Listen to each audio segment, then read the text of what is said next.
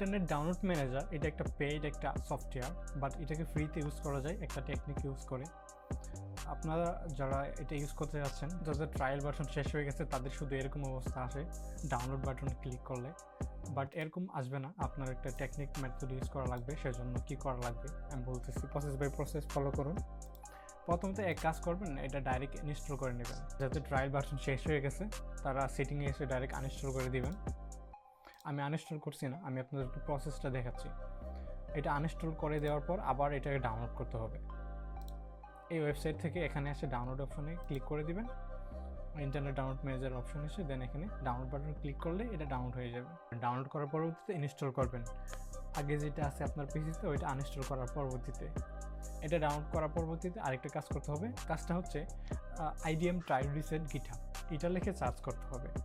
এরপরে প্রথমে যে ওয়েবসাইটটা আসবে গিটহাবের, এইখানে এই ওয়েবসাইটে যেতে হবে। এখানে আসার পরবর্তীতে এর অল্প একটু নিচেই দেখতে পাচ্ছেন রিলিজ, তারপর IDM ট্রায়াল রিসেট ভার্সন দেওয়া আছে, তারপর লেখা আছে লেটেস্ট। এখানে ক্লিক করবেন। এখানে ক্লিক করার পরবর্তীতে অল্প একটু নিচে আসার পরে অ্যাসেটের মধ্যে ফার্স্টে যে লিঙ্কটা আছে এটাতে ক্লিক করে দিবেন।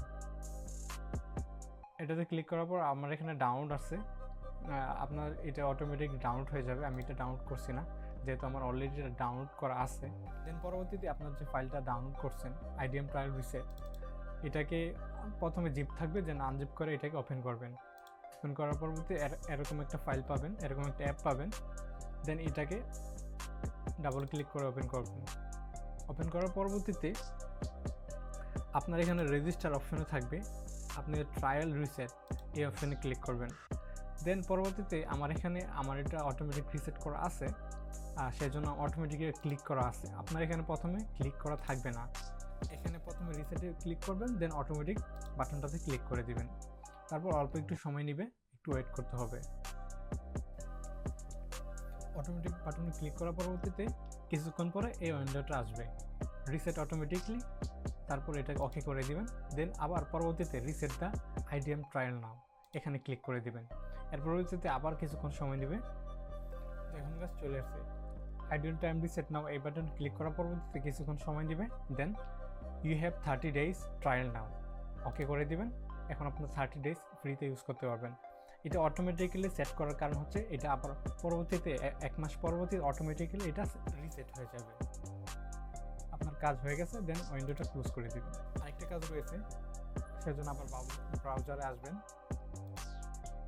দেন আপনার এক্সটেনশনে যেতে হবে, সেজন্য সেটিংয়ে যাবেন। প্রথমে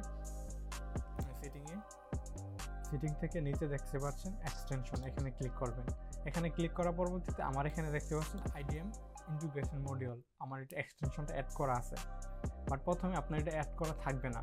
এর জন্য কি করবেন, এক্সটেনশনটা অ্যাড করার জন্য আপনার ফাইলে চলে যাবেন, আপনার পিসির ফাইলে চলে যাবেন। এখানে আসার পর আপনার সি ড্রাইভের ভেতরে যাবেন। দেন পরবর্তীতে প্রোগ্রাম ফাইলস এখানে ক্লিক করবেন। দেন এর পরবর্তী ইন্টারনেট ডাউনলোড ম্যানেজার এই ফাইলটার ভিতরে আসবেন। দেন সবার একটু নিচে আসলেই তাকালে দেখতে পাবেন IDM GCEXT.CRX। এটা হচ্ছে আপনার একটা এক্সটেনশন।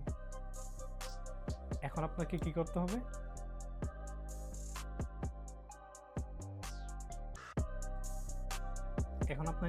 আপনার এখানে প্রথমে কিন্তু আমার এখানে IDML এক্সটেনশনটা আছে, বাট আপনার এখানে থাকবে না প্রথমে, অথবা আপনার এখানে ক্রোম থেকে ডাউনলোড করা থাকতে পারে, ওইটাকে রিমুভ করে দিবেন যদি কাজ না করে।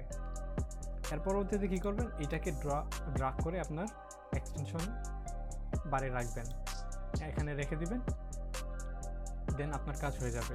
আর অবশ্যই খেয়াল রাখবেন আপনার যেন ডেভেলপার মোডটা অন থাকে। ওকে, আপনার কাজ শেষ। এখন আপনি যদি ইউটিউবে যান, এখন আপনি ইউটিউবে আসবেন, একটু রিফ্রেশ দিবেন। ওকে, রিফ্রেশ দিলাম। দেন এখানে দেখতে পারবেন আমার অলরেডি চলে আসছে ডাউনলোড দিস ভিডিও। এখানে আপনার এখন যদি ক্লিক করেন আপনার ভিডিও ডাউনলোড হয়ে যাবে। আশা করি বুঝতে পারছেন।